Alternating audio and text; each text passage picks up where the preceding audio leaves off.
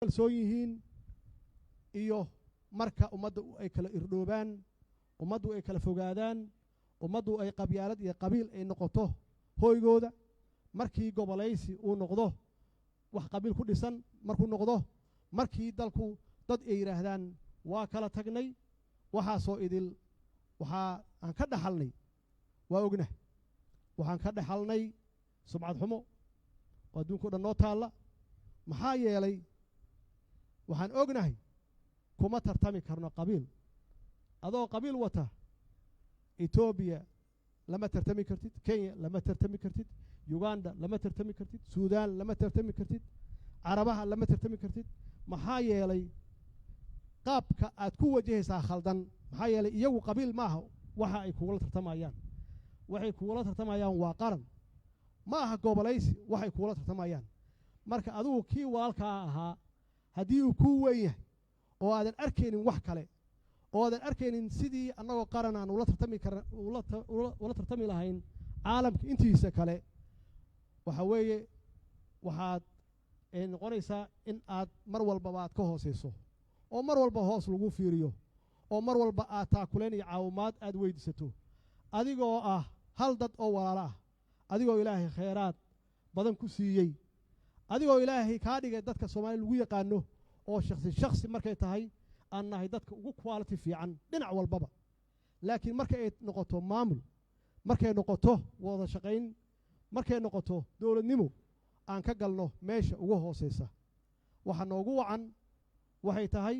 waa midnimo la'aan waxa noogu wacan waxay tahay waa qabyaaladda oo aan ka dhiganay xeer aan ka dhiganay saas darteed khibrad nagu filan waa haysanaa waxaan hadda u soconnaa marka 30 cusub yaan u soconnaa 30ka cusub ummadeennu maxay naga dhaxlayaan marka ilaan aabayaasheen waa sheegay waa soo halgameen waa loo xiray waa loo dilay waa u dhinteen xoolahoodii iyo dhaqaalahoodii waa ku bixiyeen in Soomaaliya ay la sinaato ama ay ka sarreyso wadamada la midka ah ay ka sarreyso waana muujiyeen iyagoon ognahay wadciga aan ku jirno hadda iyo wadciga ay ku jireen aan ognahay wax kala fogna ay ahaayeen macnaheedu waxay tahay 30 sano soo socda waxaan raadinaynaa midnimo waxaan raadinaynaa inaan ka gudubno waxaan curyaamiyey oo Soomaaliya oo ilaahay meel fiican maxaan ku raahdaa dhigay oo aan ku naallo Soomaaliya oo khayraad ilaahay badan siiyey Soomaaliya oo aan dad yar ahayn Soomaaliya dad firfircoon ah wax walba wadaaga dhinac walbana maxaan ku raahdaa ehel iyo walaalo u ah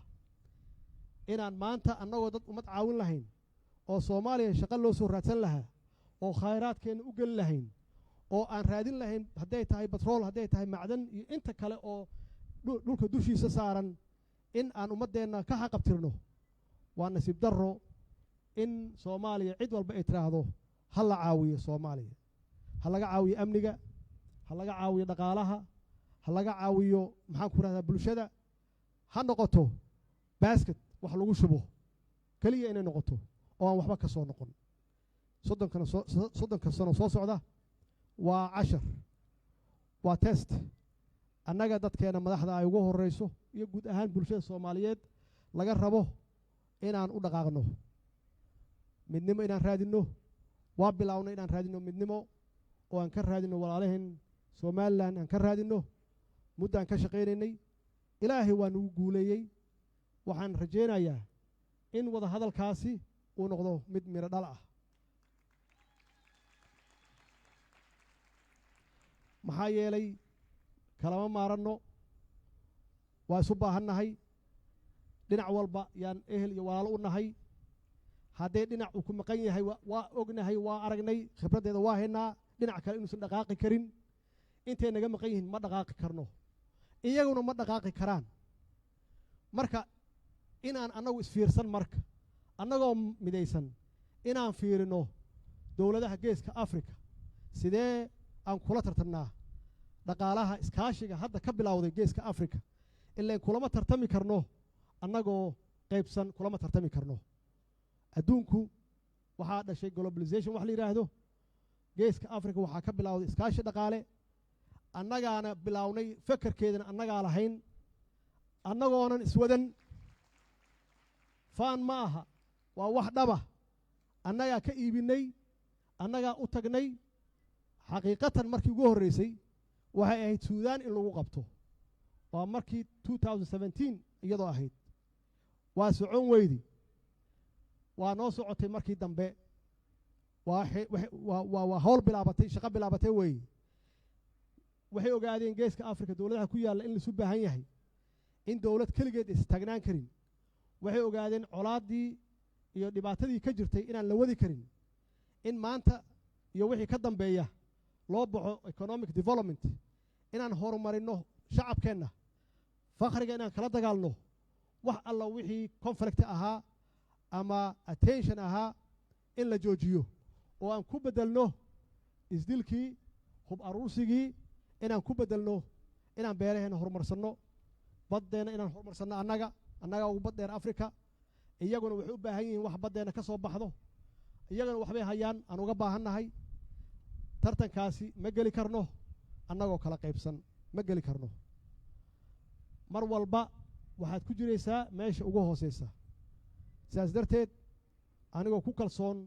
wadahadalkii aan soo galnay meel fiicanna aan ku soo ogaanay inaan xoojinno aan horay u qaadno aan horay u marinno insha allah hadduu ilaah yidhaahdo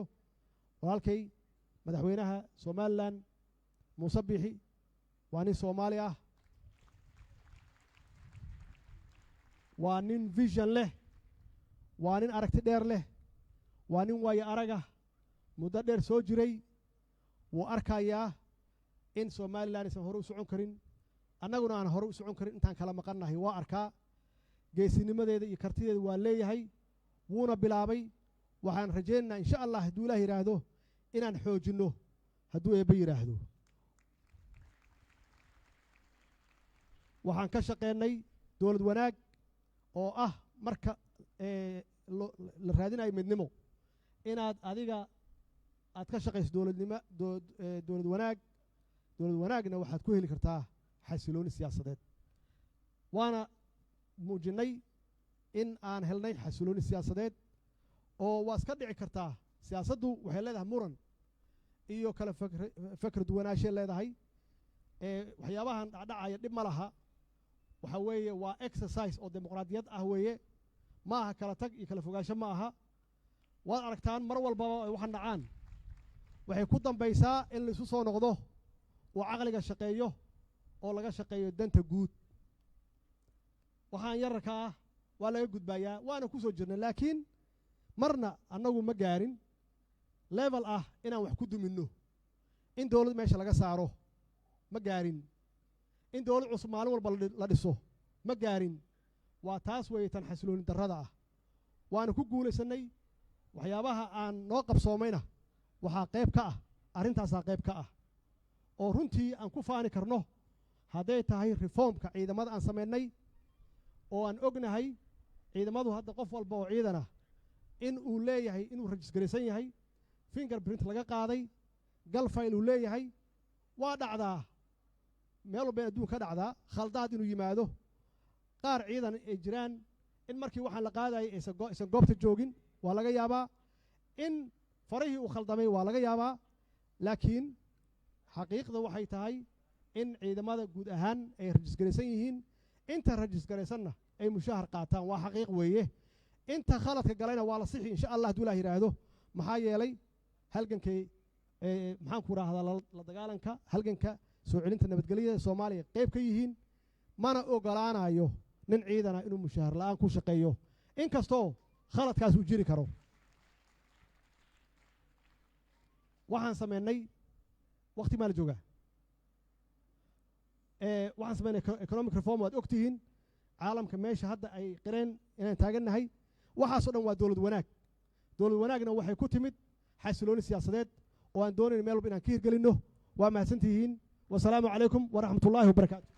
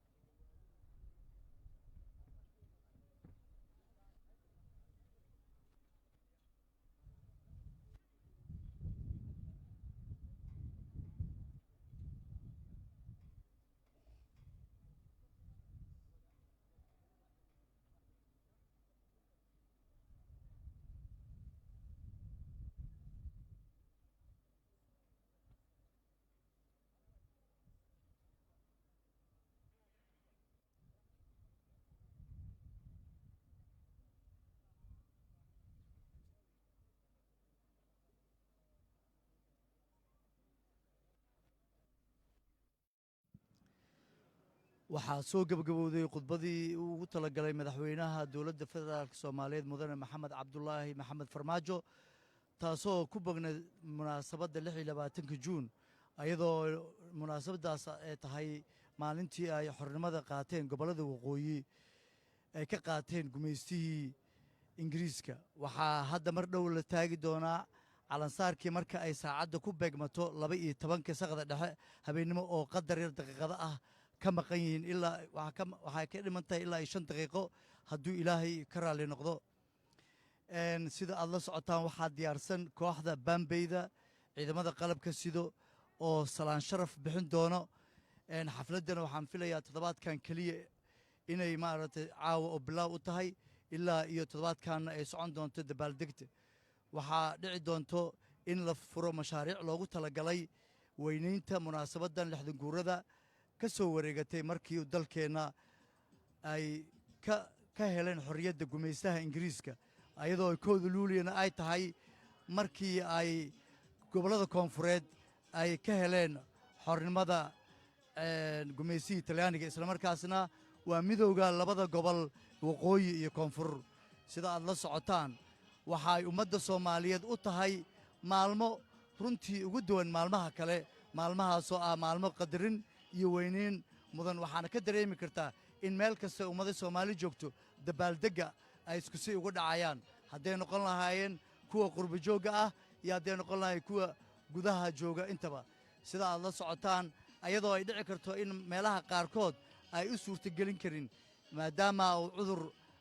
maaragtay caalamka oo dhan aafeeyey cudurkaasoo ah coronavirus waxaa hadda uu madaxweynaha saari doonaa calanka marka ay saacadda ku begmato 12 saqda dhexe ayadoo ay tahay maalin aad iyo aad u weyn maalintaasoo ah maalin ummadda soomaaliyeed ay si aada u qadariyaan oo ay aad ugu weyn yihiin waxaa maaragtay halkan maaragtay joogo mid ka mid ah ciidamada qalabka sida oo aan ognahay in ay la'aantood hirgeli lahayn waxyaalaha qaarkood marka ugu horrayso abwaan aar waxaad ka mid tahay ciidamada qalabka sido caawa dareenkaaga waa sidee maasha allah aad iyo aad iyo aad iyo aad iyo aad mid aan ka hadli karaba ma ahabo waa ii jeedaa farxadda iga muuqato waa maalintii inaan dhalannayba aan u malaynaynoba dhalannay ma u malaynayna maahan waaba dhabba waa markaan dhalannay aad ayaan ugu faraxsanahay hambali aan leeyahay ummadda soomaaliyeed meel walba ay joogaan hambalyo sanad guuro wanaagsan ilaahay ha nooga dhigo kuwii aan ku midownay qarannimada soomaaliya aad baad u mahadsantahay maadaama aad tahay abwaan wax tiriya bal caawa munaasabaddan haddii aad cabirto maadaama ay 60 sano ka soo wareegatay markii ugu horraysay gumaystihii ingiriiska aan ka qaadanay xorriyaddeenna gobollada waqooyi bal hadda adiga ma aragtay maxay kugu dhigan tahay caawa wallaahi maasha allah farxad mahadsan tahay waxaan ku wareejinayaa in aad daawataan